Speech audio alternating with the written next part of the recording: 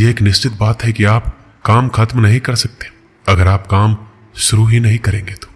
किसी भी काम का सबसे कठिन हिस्सा काम को शुरू करना होता है। कभी हार मत मानो। आज कठिन है, कल बदतर होगा, लेकिन कल के दिन का बाद सुनहरा होगा। अगर इंसान में कुछ करने की इच्छा हो तो दुनिया में कुछ असंभव नहीं है।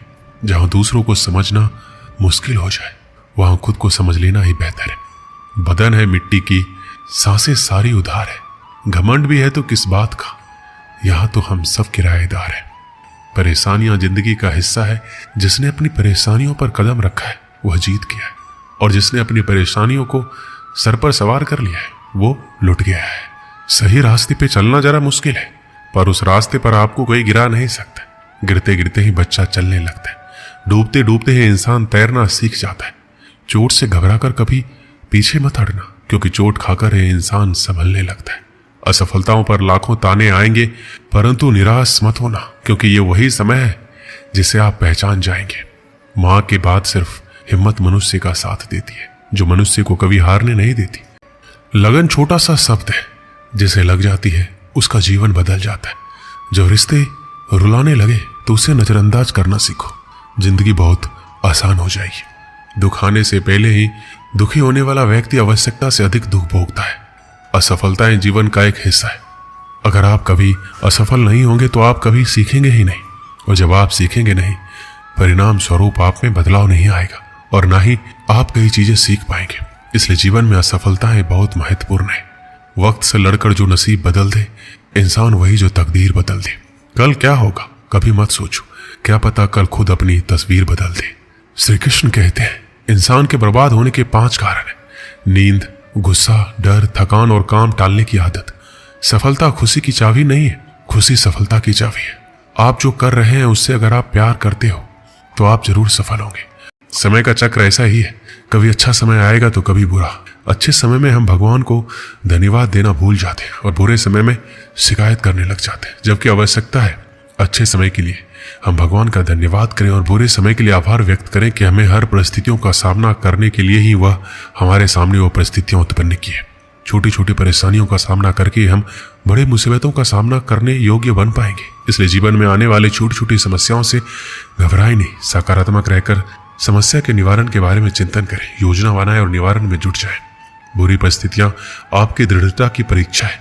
ऐसे समय में टूटे नहीं, ये साबित कर दें कि आप हर परिस्थितियों का सामना कर सकते हैं, उससे उबर सकते हैं और जीवन में आगे बढ़ सकते हैं। जीवन की उबड़ खाबड़ डगर पर चलकर ही आप दृढ़ और मजबूत इंसान के तौर पर खड़े हो पाएंगे।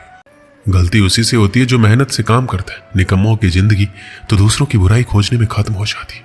इज्जत इंसान की नहीं होती, जरूरत की होती है। जरूरत खत्म, इज्जत खत्म। आज के जमाने में सुखी होना है तो स्वार्थी बनना पड़ेगा। ये हम नहीं, इस युग की सत्य हकीकत है जो हमारे जज्बातों की कदर नहीं कर सकते। उनके पीछे पागल होना प्यार नहीं, बेवकूफी है।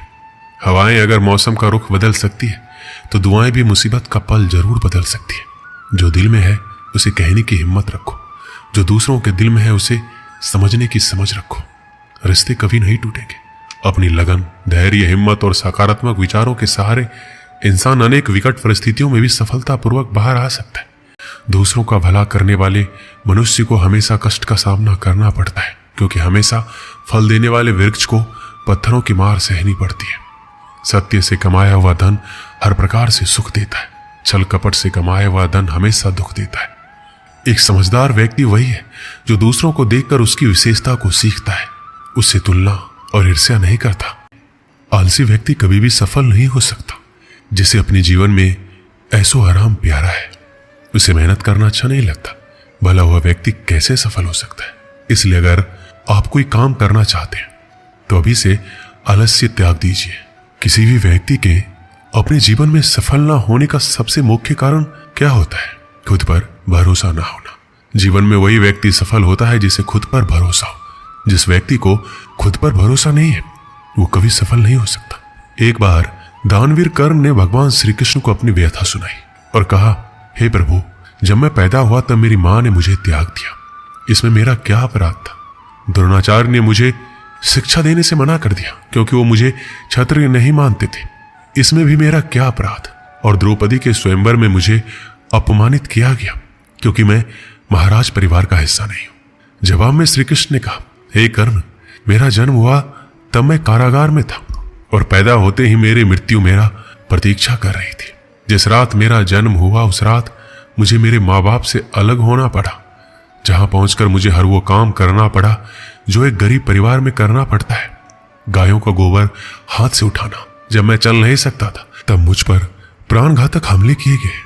मुझे मारने की बार बार कोशिश की गई। ना मेरे पास बचपन में शिक्षा थी, ना ही महल था, ना कोई गुरुकुल था, ना कोई विशाल सेना थी, लेकिन तब भी मेरे मामा मुझे उनका सबसे बड़ा शत्रु मानते थे। मेरा भी जीवन कई चुनौतियों से गुजरा है। ये बात इतना महत्वपूर्ण नहीं है कि जीवन में कितनी बार अपमानित होना पड़ रहा है, पर यह महत्वपूर्ण है कि आप उस अपमान का जवाब कैसे दे रहे हैं। आपके पास ज्ञान है जिसका आप इस्तेमाल कर पा रहे हैं और इन सब चुनौतियों को पार करके कैसे आगे बढ़ते हैं। ये बात सबसे अधिक महत्वपूर्ण है। सब कुछ किताबों से ही सीखने को नहीं मिलता, कुछ मतलबी लोगों से भी बहुत कुछ सीखने को मिलता है। कुदरत ने हम सबको हीरा ही बनाया, बस शर्त यह है जो घिसेगा वही चमकेगा। सब कुछ किताबों से ही सीखने को नहीं मिलता, कुछ मतलबी लोगों से भी बहुत कुछ सीखने को मिलता है। कभी भी किसी जरूरतमंद को अपनी चौखट पर जलील मत कीजिए, क्योंकि ऊपर वाला कटोरा बदलने में देर नहीं करता। आज रास्ता बना लिया है, कल मंजिलें भी जरूर मिलेगी। हौसलों से भरी ये कशिश एक दिन जरूर रंग लाएगी। इस संसार में कुछ भी स्थिर नहीं है, ना समय, ना प्रेम, ना घृणा, ना ही संबंध। कोई आपको ना समझे तो चिंता मत करना, क्योंकि अच्छे लोग और अच्छी किताबें हर किसी को समझ में नहीं आती। मित्रता कोई स्वार्थ नहीं बल्कि एक विश्वास है, जहां सुख में हंसी मजाक से लेकर संकट में साथ देने की जिम्मेदारी होती है। यहां झूठे वादे नहीं बल्कि सच्ची कोशिश की जाती है। सच्ची बात बोलने वाला और सही राह पर चलने वाला इंसान हमेशा दुनिया को कड़वा लगता है। प्रशंसा चाहे जितना भी करो, लेकिन अपमान बहुत सोच समझकर करना चाहिए।